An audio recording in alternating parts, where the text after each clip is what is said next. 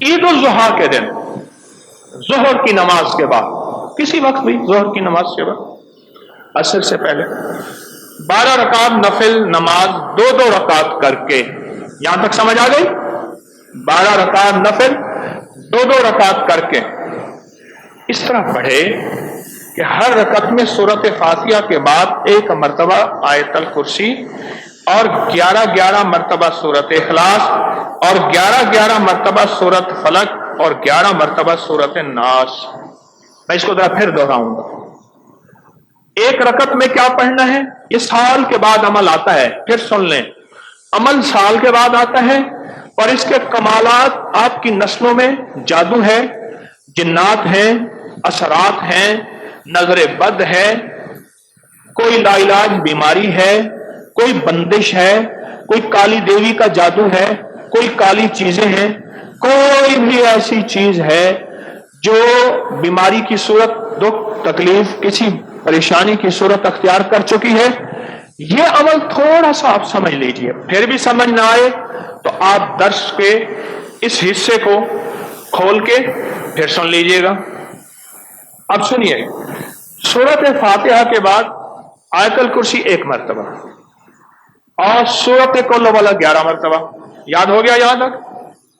سورۃ قل واللہ اور سورۃ فلق 11 مرتبہ اور سورۃ ناس 11 مرتبہ بس۔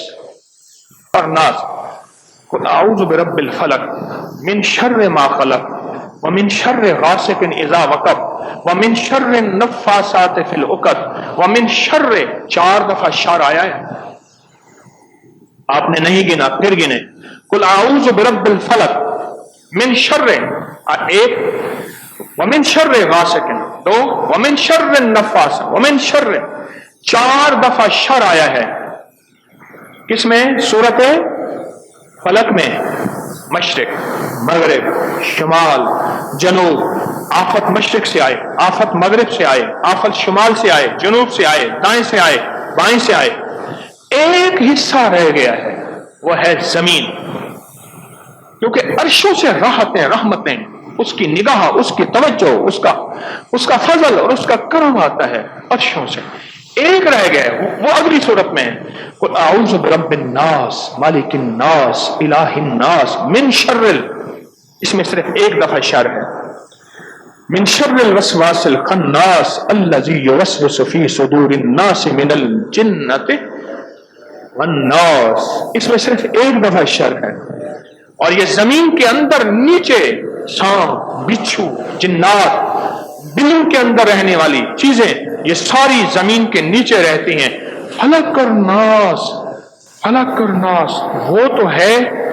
مجھے ایک سوال کا جواب آپ دیں، میں پوری دنیا سے اس وقت آن لائن، پورا ورلڈ میرے ساتھ ہے، آقا کملی والے سے بڑھ کے کوئی تسبیح وظیفہ اعمال کرنے والی ہستی ہوگی؟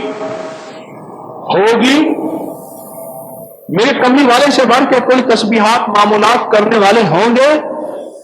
آخر کیوں جب میرے حضور پہ جادو ہوا تو اسپیشل یہی 2 صورتیں اتری،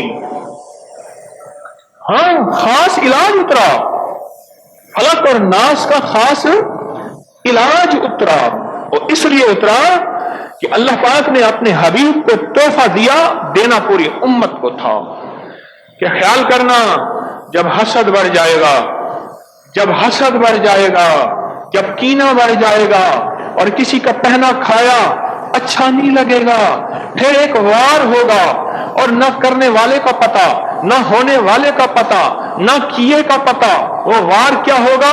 وہ جادو کا ہوگا، اور جادو جنات کا بھی ہوگا، جنات کا بھی ہوگا۔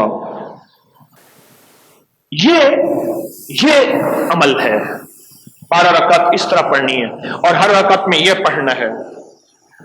فرمایا کہ اس کے نامہ اعمال میں جو کچھ لکھا جائے گا، اور اس کے بعد نماز کے بعد 11 مرتبہ درود شریف پڑھ کے اللہ سے گڑ گڑا کے دعا مانگے، اپنے مسائل، اپنی مشکلات، اپنی زندگی کی ناکامیاں، جادو، پریشانیاں، اللہ سے یہ دعا مانگے۔ اتنا طاقتور عمل ہے یہ عید الاضحیٰ کا عمل، اتنا کہ آپ گمان نہیں کر سکتے۔